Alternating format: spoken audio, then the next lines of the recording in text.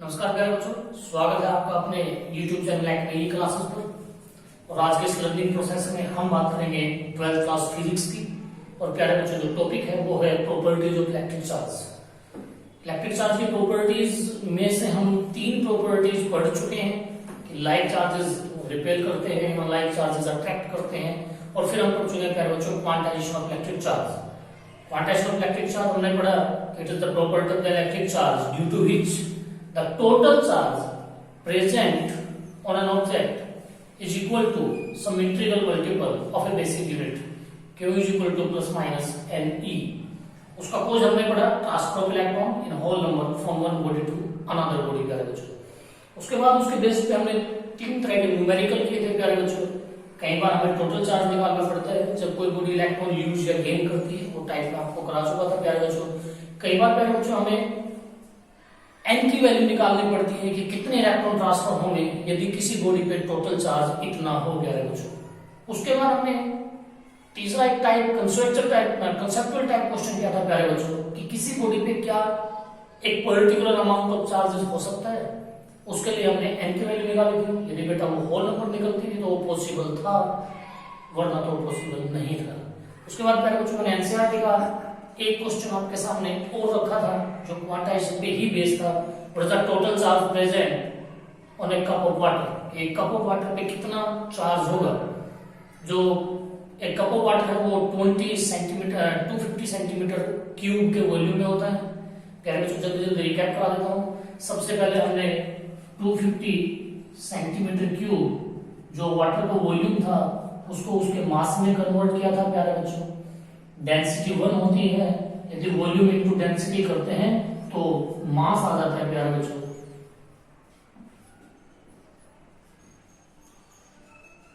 तो यहां से प्यारे बच्चों जो मास आया था वो 250 ग्राम। उसके बाद प्यारे बच्चों हमने इतने मास के अंदर वाटर के कितने मॉलिक्यूल होंगे बाय द मोल कंसेप्ट निकाला था। बाय मोल कंसेप्ट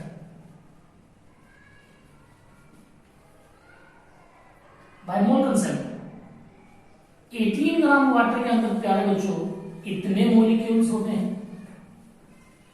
1 ग्राम के अंदर प्यारे बच्चों इतने होंगे। और यदि मैं 250 ग्राम की बात करूं तो प्यारे बच्चों यहां 250 से मल्टीप्लाई होगा। इसका मतलब 250 ग्राम ऑफ वाटर के अंदर वाटर के इतने मॉलिक्यूल होंगे। ये तो प्यारे बच्चों हमने मॉलिक्यूल कैलकुलेट किए थे, पर हमें तो निकालना था चार्ज। एक वाटर के मॉलिक्यूल पे प्यारे बच्चों 10 इलेक्ट्रॉन्स होते हैं। H2O 8 on oxygen 2 at hydrogen, total हुए 10 इलेक्ट्रॉन। इसका मतलब वाटर के एक मॉलिक्यूल पे जो टोटल चार्ज हुआ प्यारे बच्चों वो हुआ इतना। This is the total charge on one molecule of water. We have total number of molecule, we have charge on one molecule, so the total charge is multiply this। इसको solve करेंगे और हमारे पास आंसर आ जाएगा total charge present on 1 centimetre cube of water. इसके last में मैंने एक बात आपको बताई थी कि शायद माय पॉइंट ऑफ व्यू जो कप ऑफ वाटर है प्यारे बच्चों को न्यूट्रल होना चाहिए, क्योंकि मॉलिक्यूल पे कभी कोई चार्ज नहीं होता। फिर भी एनसीईआरटी क्वेश्चन है तो मैंने आपको कराया। फटाफट आज एक क्वेश्चन और मैं क्वांटिटेशन पे करता चलूंगा। उसके बाद आपकी क्वेरीज और टोटल जो न्यूमेरिकल पोर्शन है इस चैप्टर का प्यारे बच्चों चैप्टर खत्म होने के बाद हम करेंगे। बस एक एग्जांपल और एनसीईआरटी से जो क्वांटिटेशन पे बेस है, उसके बाद अगले टॉपिक की तरफ चलेंगे। एक क्वेश्चन प्यारे बच्चों मेरे पास एनसीईआरटी से है, if a body gives out 10⁻⁹ electrons every second,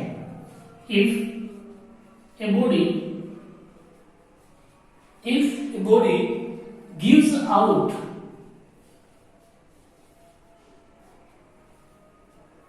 10⁹ electron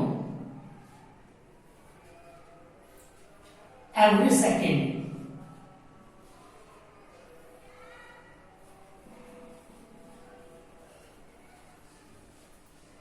in how much time? In how much time the body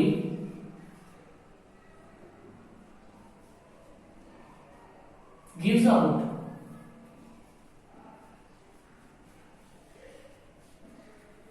one coulomb charge. Question प्यारे बच्चों कहता है कि कोई एक बॉडी है, वो 10⁹ इलेक्ट्रॉन यूज करती है 1 सेकंड में। हमें बताना है कि वो 1 कूलम चार्ज को यूज करने में टोटल कितना टाइम लगेगा बच्चों। पहली बात कि बॉडी चार्ज यूज करती है तो पक्की बात है उस पर चार्ज पॉजिटिव ही होगा, ये एक नॉर्मल बात। अभी क्वेश्चन ने कहा कि 1 सेकंड में इतने इलेक्ट्रॉन, तो प्यारे बच्चों पहले हम ये निकाल लेते हैं कि वो बॉडी 1 सेकंड में टोटल कितना चार्ज यूज करेगी। Total charge gives out by the body in 1 second. 1 second में इतने इलेक्ट्रॉन प्यारे बच्चों, नंबर ऑफ इलेक्ट्रॉन आपको पता है, this is plus minus n e. Total charge जो होता है वो n इंटू बेसिक यूनिट, और दिस इज 1.6 10⁻⁻⁹। तो प्यारे बच्चों यदि इसको मैं सोल्व करूं तो ये बिकम दिस। इसका मतलब प्यारे बच्चों 1 सेकंड में वो इतना चार्ज गिव आउट करेगी। क्वेश्चन प्यारे बच्चों अब कहता है कि उसे 1 कूलम चार्ज लूज आउट करने में कितना टाइम लगेगा। कुछ बच्चों को तो ये क्वेश्चन अभी समझ में आ गया होगा कि 1 सेकंड में इतना चार्ज, ये टोटल चार्ज मुझे निकालना है टाइम। तो टाइम टोटल चार्ज अपॉन में चार्ज इन 1 सेकंड।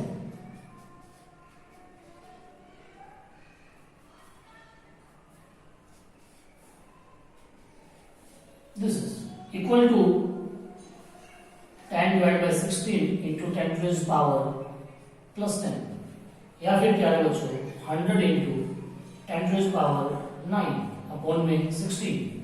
ये सेकंड में है क्या बच्चों।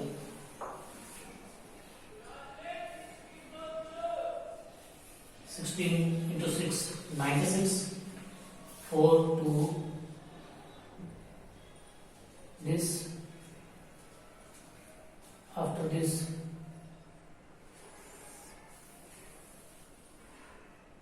this is, तो ये आया क्या है बच्चों 6.25 into 10⁻9 second.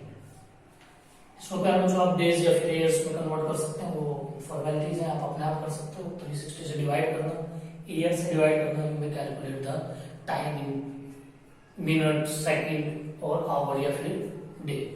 This is the question number 2 in the NCERT text. प्यारे बच्चों ये था क्वांटाइजेशन, काफी इंपॉर्टेंट टॉपिक है प्यारे बच्चों पेपर के लिए, चाहे वो डेफिनेशन हो, चाहे वो उसके ऊपर न्यूमेरिकल बेस्ड हो। चलते चलते एक इंटरेस्टिंग बात हो एचबीएससी बच्चों के लिए, लास्ट ईयर प्यारे बच्चों एचबीएससी ने क्वेश्चन रेज किया क्वांटाइजेशन के पेपर में, 1 नंबर में 1 मार्क्स मल्टीपल चॉइस क्वेश्चन प्यारे बच्चों। क्वेश्चन में पूछ लिया कि give the name of the scientist who demonstrate quantization of electric charge. कि उस साइंटिस्ट का नाम बताइए जिसने क्वांटाइजेशन ऑफ इलेक्ट्रिक चार्ज को डेमोन्स्ट्रेट किया, यानी कि जिसने इसको प्रूफ किया। अभी तक जो बच्चे या हमारे जैसे टीचर भी शायद कई बार इस क्वेश्चन से अनभिज्ञ रहते थे, तो एकदम ऑकवर्ड सा क्वेश्चन उनके लिए पेपर में आया। तो प्यारे बच्चों मैं बताता चलूं कि फैराडे ने पहली बार इसका जिक्र किया। मेरी बात ध्यान सुनना प्यारे बच्चों, फैराडे ने पहली बार शायद क्वांटाइजेशन ऑफ चार्ज को डेमोन्स्ट्रेट करने की कोशिश की, पर सक्सेसफुली प्यारे बच्चों इसको मिलकर ने किया। तो याद रखना प्यारे बच्चों, यदि कई बार एग्जाम में दोबारा क्वेश्चन आ जाए कि give the name of the scientist who demonstrate the quantization of electric charge, तो प्यारे बच्चे आंसर होगा मिलकर। आगे चलते हैं प्यारे बच्चों और हम चलते हैं next property of electric charge लिखने।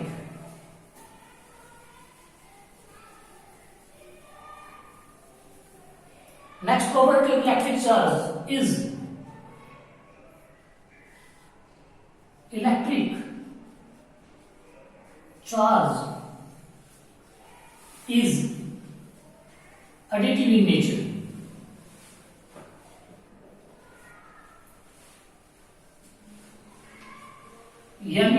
इलेक्ट्रिक चार्ज नेचर में प्यारे बच्चों एडिटिव होता है। What is the mean of this particular things, कि इस चीज का बेटा मतलब क्या है, what is the meaning of additive of electric charge, what is the meaning of additivity of electric charge, कि इलेक्ट्रिक चार्ज की एडिटिविटी का क्या मतलब होता है। प्यारे बच्चों, क्वांटाइजेशन किसी एक बॉडी पे टोटल चार्ज निकाल के देता है, मेरी बात ध्यान सुनना प्यारे बच्चों, कब, जब उस बॉडी के ऊपर केवल एक ही तरीके का चार्ज हो, either it is positive either it is negative.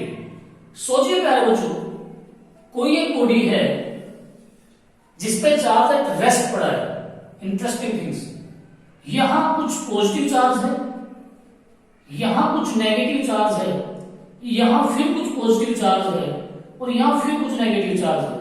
कुछ इंटेलिजेंट बच्चे सोचते होंगे कि ये तो न्यूट्रलाइजेशन हो जाएगा, सब पॉजिटिव नेगेटिव बढ़ जाएंगे, पर प्यारे बच्चों इस बॉडी पे चार्ज मूव नहीं कर सकता।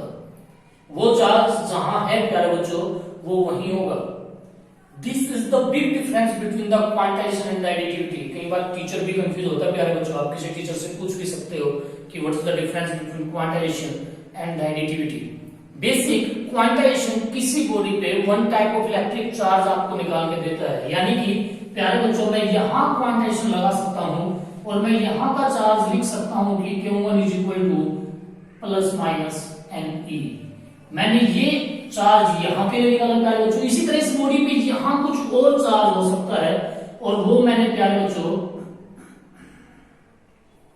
कैलकुलेट किया, 2 बोला मैंने उसको मैंने कैलकुलेट किया Ne पॉजिटिव चार्ज है प्यारे बच्चों।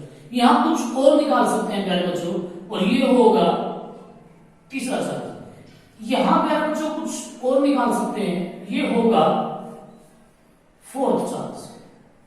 तो प्यारे बच्चों इसी तरह से हमने अलग अलग क्वांटाइजेशन इस्तेमाल किया, पर जो बेटा एडिटिविटी है वो इस होल चार्ज की बात करती है, यानी वो किसी बॉडी पे प्रेजेंट टोटल चार्ज की बात करती है जिसमें चार्जेस का साइन डिफरेंट हो सकता है।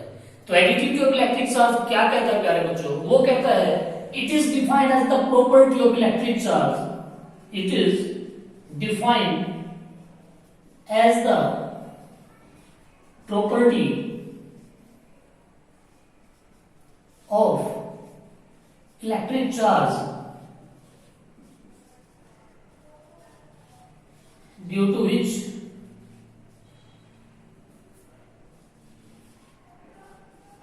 the total charge present on a body anywhere is equal to the algebraic sum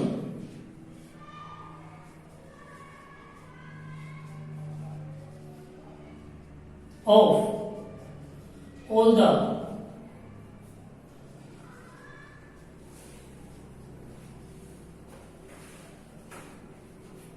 individual charges present on it. It is defined as the property of electric charge due to which the total charge present on a body anywhere, कहीं पे भी उस body पे जो charge पड़ा है जब आप टोटल चार्ज निकालने जाओगे is equal to the algebraic sum of all the individual charges present anywhere. What is the mean of this word? प्यारे बच्चों algebraic sum का मतलब है कि जब आप टोटल चार्ज कैलकुलेट करेंगे प्यारे बच्चों, तो टोटल चार्ज निकालने के लिए आपने let this is total charge Q1 plus में Q2 प्लस में Q3 प्लस में Q4। इसी तरह प्यारे बच्चों this is Qn। For example suppose करते हैं कि यहां -5 कूलम चार्ज हुआ, this is algebraic sum, minus का साइन तो माइनस होगा, प्लस का प्लस। सपोज कीजिए कि यहां 3 कूलम प्लस हुआ और यहां 5 कूलम प्लस हुआ और फिर यहां 3 कूलम हुआ, तो टोटल चार्ज इस बॉडी पे प्यारे बच्चों 0 होगा। This is the algebraic sum or this is the additivity of electric charge. The total charge present anywhere on a body is equal to the algebraic sum of all the charges present anywhere on it. This is the additivity of electric charge. प्यारे बच्चों, हम अब next property की तरफ चलते हैं charge की,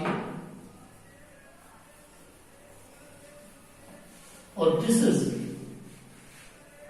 ये लास्ट प्रॉपर्टी है प्यारे बच्चों। Electric charge is conserved in nature. Electric charge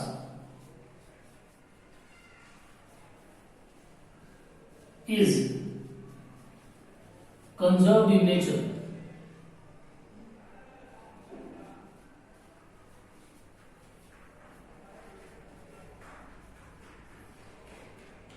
ये कह सकते हैं पहले जो आप कि इलेक्ट्रिक चार्ज नेचर में कंजर्व होता है, यानी कि conservation of electric charge. Electric charge is conserved in nature. आपने प्लस वन क्लास में पढ़ा conservation of linear momentum, conservation of angular momentum, conservation of total energy. तो उसी तरह से ये भी एक कंजर्वेशन है प्यारे बच्चों। That's a very important for paper, for exam pattern of view. Electric charge is conserved in nature. क्या कहता है प्यारे बच्चों? It states that the total charge of an isolated system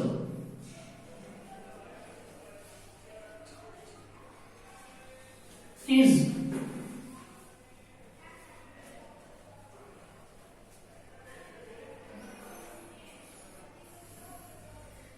it states that the total charge It states that the total charge of an isolated system remains constant. What is the meaning of isolated प्यारे बच्चों? एक ऐसा system जो किसी भी बाहरी disturbance से अछूता रहता है, यानी कि आइसोलेटेड मीन्स खुद का ही सिस्टम है, बाहर से उसके ऊपर ना कोई एक्स्ट्रा फोर्स है, ना बाहर से कोई डिस्टर्बेंस है। तो आइसोलेटेड सिस्टम का जो टोटल चार्ज होता है वो रिमेन्स कांस्टेंट। ये डेफिनेशन कहती है। एक एग्जांपल के साथ क्लियर करने की कोशिश करेंगे। NaCl, a system. Na प्यारे बच्चों has 11 electron, Cl has 17. जब प्यारे बच्चों Na अकेला था तो चार्ज इलेक्ट्रॉन ये थे, जब Cl अकेला था तो इलेक्ट्रॉन ये थे। जब NaCl बनने गया तो टोटल कर सकते हैं आप यहां से, ये 28 ही आएगा। जब NaCl बना तो इसने एक इलेक्ट्रॉन यूज किया, दिस बिकम दिस, और प्यारे बच्चों उसने एक इलेक्ट्रॉन गेन किया। एक इलेक्ट्रॉन यूज करने के बाद 10 इलेक्ट्रॉन, एक इलेक्ट्रॉन गेन करने के बाद 18 इलेक्ट्रॉन। बट प्यारे बच्चों सम तो अभी भी 28 इलेक्ट्रॉन ही है। इसका मतलब प्यारे बच्चों केवल चार्ज ट्रांसफर हुआ है from one body to another body, but जो टोटल चार्ज है इस NaCl सिस्टम का पहले भी इतना ही था और आज भी इतना ही है। इसका मतलब प्यारे बच्चों कि किसी भी ट्रांसफर ऑफ चार्जिंग में कभी भी टोटल चार्ज डिस्टर्ब नहीं होता। ये एक डेफिनेशन है कंजर्वेशन ऑफ इलेक्ट्रिक चार्ज की।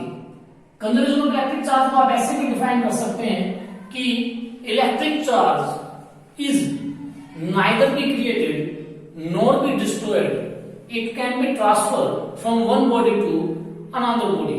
कि इलेक्ट्रिक चार्ज को ना तो क्रिएट किया जा सकता ना डिस्ट्रॉयड किया जा सकता, उसे एक बॉडी से दूसरी बॉडी पे केवल ट्रांसफर किया जा सकता है। Electric charge neither be created nor be destroyed, it can be transferred from one body to another body। पर प्यारे बच्चों जो इसकी तीसरी डेफिनेशन मैं आपको दूंगा वो बड़ी इंटरेस्टिंग है और वो शायद कॉन्ट्रैक्ट भी करती है। Electric charge may be created may be destroyed. Electric charge create भी किया जा सकता है, डिस्ट्रॉयड भी किया जा सकता है, but in pair which are equal and unlike. Electric charge को क्रिएट भी किया जा सकता है इलेक्ट्रिक चार्ज को डिस्ट्रॉयड भी किया जा सकता है, पर जब भी कोई पॉजिटिव चार्ज बनेगा एक नेगेटिव चार्ज को बनना ही पड़ेगा।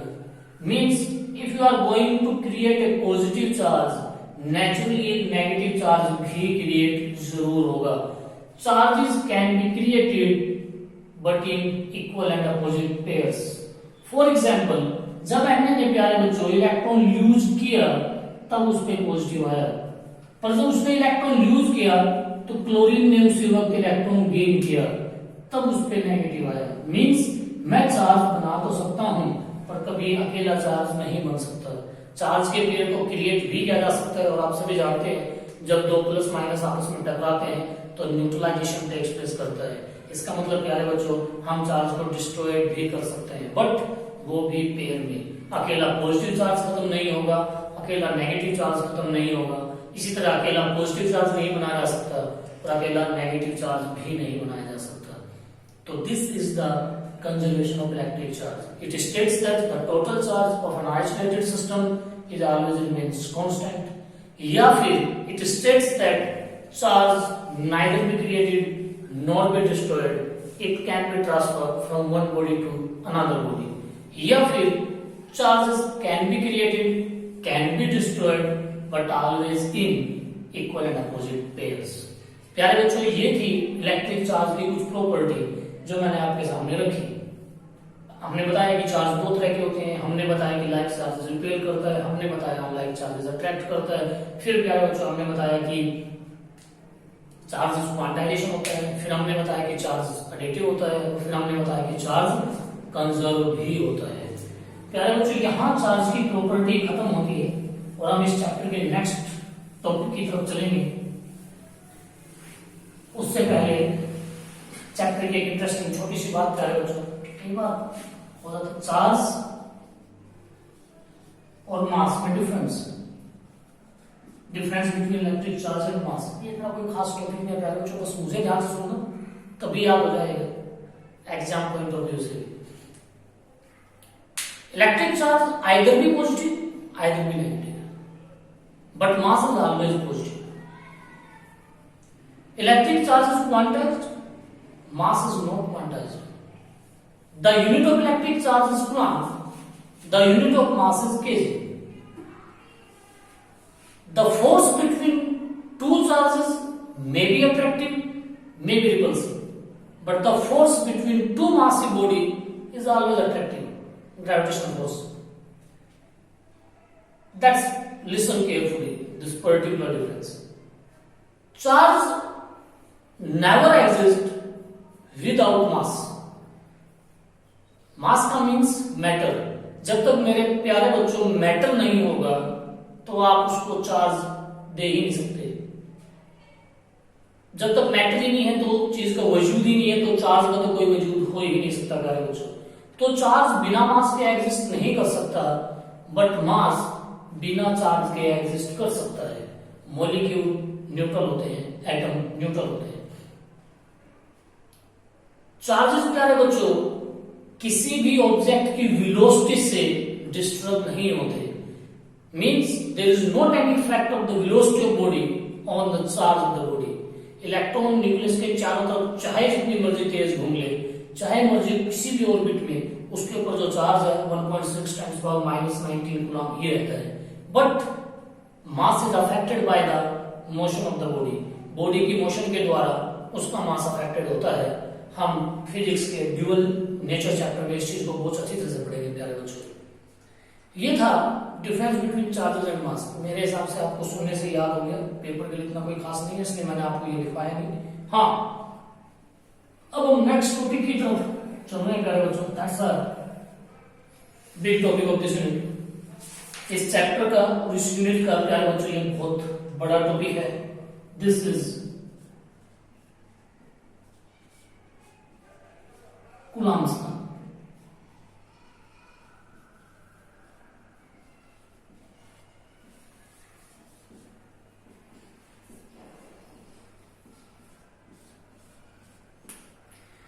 A very important topic is Coulomb's law in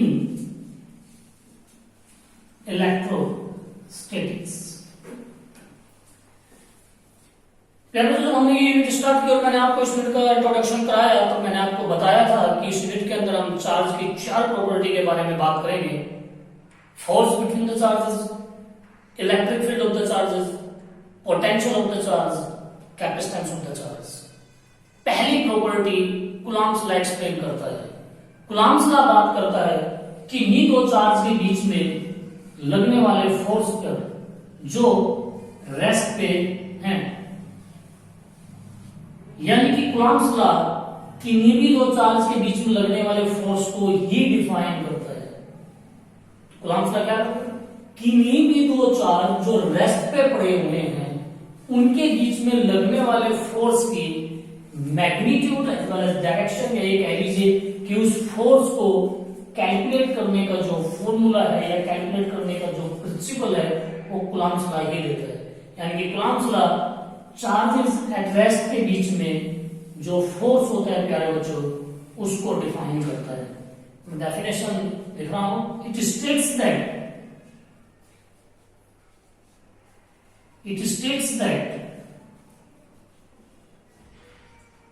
the force of interaction between two electric charges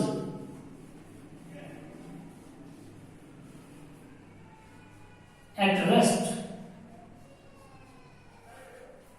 having certain distance between them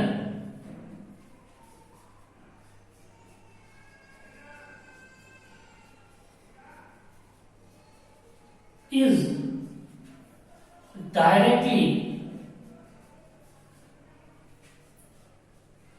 proportional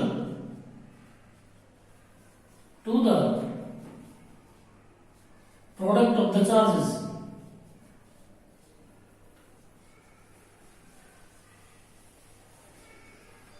and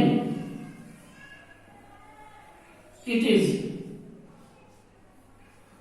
inversely proportional to the scale of the distance between them.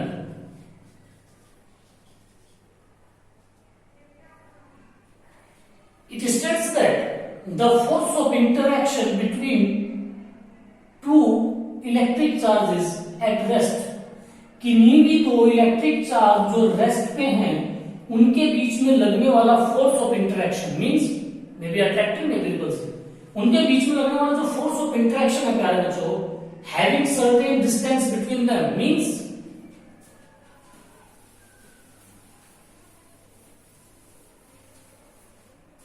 let us consider two charges at rest having distance r between them. It states that the force of interaction between any two charges at rest having certain distance between them is directly proportional to the product of the charges and inversely proportional to the square of the distances between them. This is Coulomb's law. आप यदि इन दोनों को प्यारे बच्चों combine करोगे तो हमें मिलेगा it states that the force of interaction between any two point charges at rest is directly proportional to the product of the charges and inversely proportional to the square of the distance between them. दोनों को combine किया, F directly proportional product of charge, inversely proportional to the square of the distances between them. मैं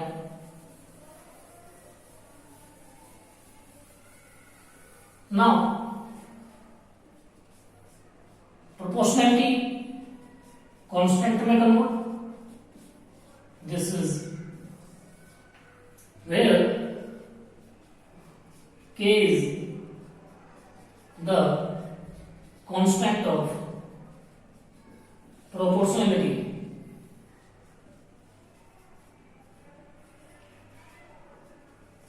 which is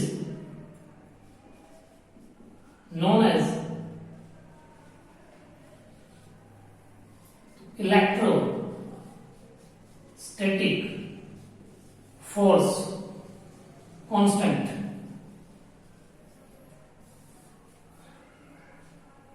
This is Coulomb's law.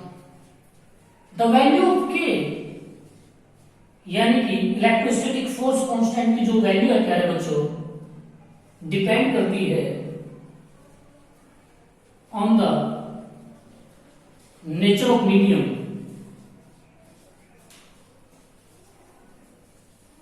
in which charges are kept.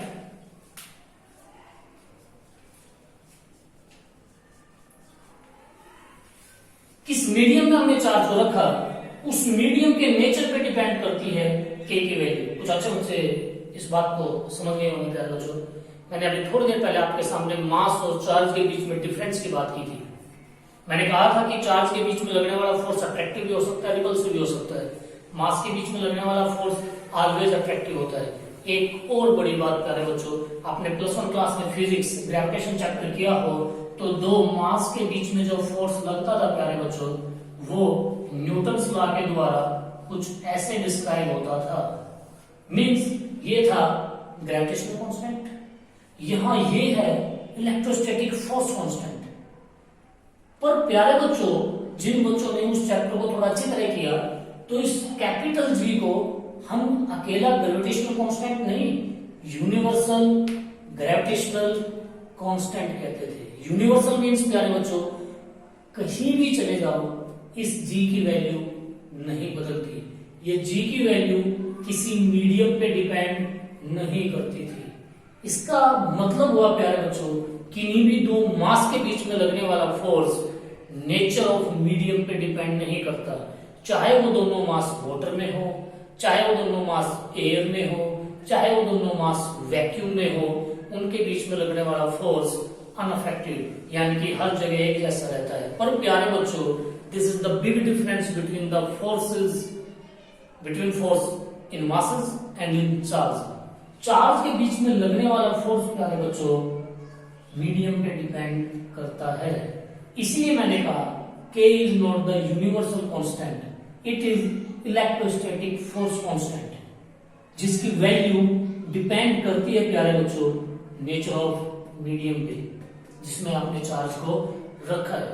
It means water में आप जाओगे तो शायद force कुछ और आएगा, air में कुछ और आएगा, वैक्यूम में शायद कुछ और आएगा प्यारे बच्चों। इसीलिए जो ये कांस्टेंट है इसकी वैल्यू नेचर ऑफ मीडियम पे डिपेंड करती है। This is the numerical form of Coulomb's law. For air यदि मैं बात करूं इन वैक्यूम या फिर एयर के प्यारे बच्चों तो जो k की वैल्यू होती है 1/4 पाई एप्सिलॉन नॉट या प्यारे बच्चों न्यूमेरिकल थिंग्स में कहूं तो 10 to the power 9 into 10 to the power 9.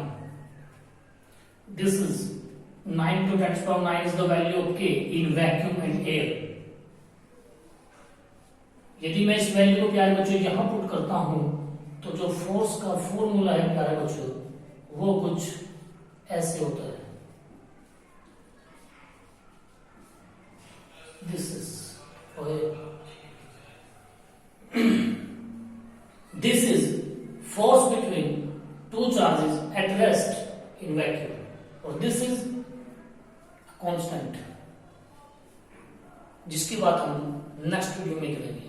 प्यारे बच्चों नेक्स्ट वीडियो में हम बात करेंगे कूलॉम्स लॉ के कंसेप्चुअल क्वेश्चंस की, कूलॉम्स लॉ पे आने वाले न्यूमेरिकल्स की, कूलॉम्स लॉ की वेक्टर फॉर्म की, यानी कि नेक्स्ट वीडियो में हम कूलॉम्स लॉ को कंप्लीट करेंगे प्यारे बच्चों। This is the end of this particular video. Stay tuned with us for the detail study of columns law. आपका कोई क्वेश्चन, आपका कोई सजेशन, आपकी कोई राय कमेंट बॉक्स में हम इंतजार कर रहे हैं उसका। Share us, subscribe us and like us. Thank you for today.